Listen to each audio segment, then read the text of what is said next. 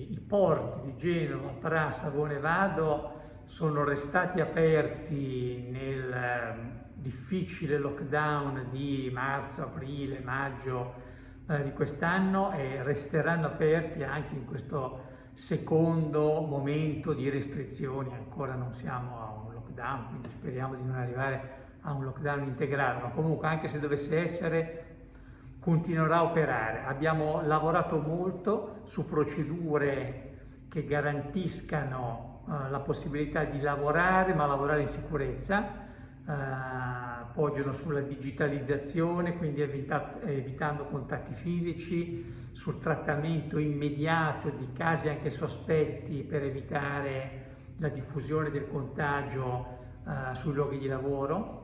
E quindi contiamo di continuare a svolgere il ruolo che abbiamo sempre svolto.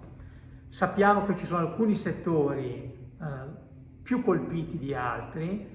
Nel nostro sistema portuale certamente lo sono le crociere, come lo è l'aeroporto.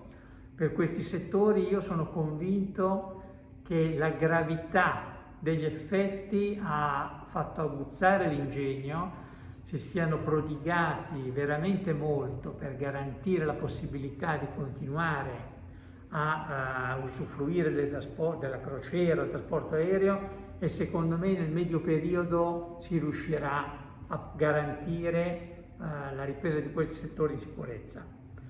Perché tutto questo possa avvenire nell'immediato è però necessario presidiare con adeguati indennizzi e ristori le categorie più colpite.